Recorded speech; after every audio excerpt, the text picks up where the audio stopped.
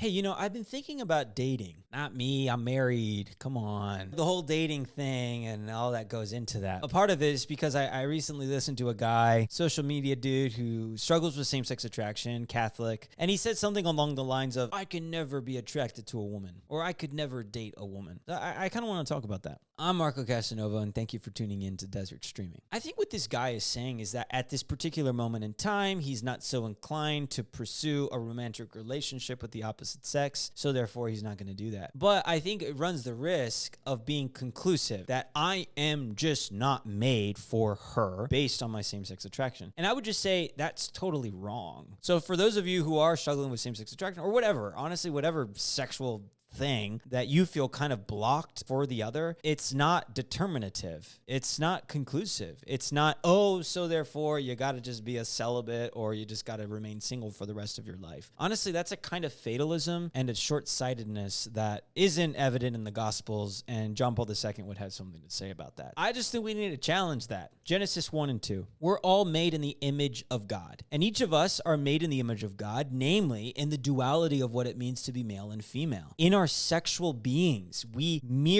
reflect who God is. John Paul II would go on to expound upon this beautifully in the Theology of the Body, and he would say that man is not so much in the image of God in a moment of solitude, but in the moment of communion. It's when I'm in right relationship, when I'm at peace with who I am in relationship to her, and she in relationship to him, that we reflect God beautifully and powerfully. So that's just who we are by nature. You don't have to work to earn that. It's threaded in your being. Your nature, your sexual human nature is a blueprint. But our sexual human nature is also an invitation. John Paul II, in his work, Person and Act, would say that each of us is given our sexual humanity as a task. And I think what he means by that is each of us have these body, soul, spirit composites to become, and that's work. It takes work. It's not something we just kind of, sit and receive. It's actually something we have to activate in. So I'm not only a man by nature, but I also have to become a man. You're not only a woman by nature, you have to become a woman. Part of that becoming is facing where you are allergic to the opposite sex. I think for those of us who experience same-sex attraction or whatever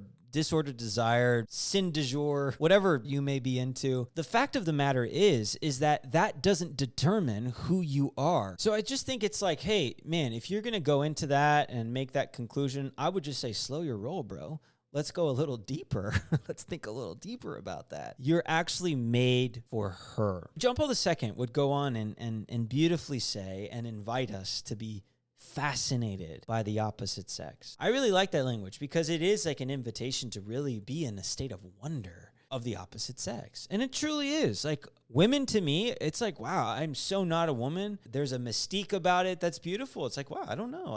I don't know the depths of a woman really. And I'm learning, but constantly becoming in this area. And I think it's a beautiful posture to be in as I'm stepping into what it means to be a man for woman. So to be fascinated by her, or you woman, are you fascinated by man? I think it's a wonderful provocation for us to really ask, am I more allergic to her than fascinated? And if so, Lord, I want to look at that. What's blocking me from actually being open to her, or you woman being open to him? Now, this goes for all of us, no matter our struggle. It doesn't even have to be same-sex attraction. It could be you're victims of sexual abuse, or your brain has been so scrambled by pornography that you actually have an inability to honor and dignify real people in real life. It could be any kind of starting point of being sinned against or just being sin sick. The good news is that Redeemer Jesus wants to restore the broken image in you. He does. That's why he assumed our sexual humanity, is that he wants to meet you and redeem you. He wants you to be an agent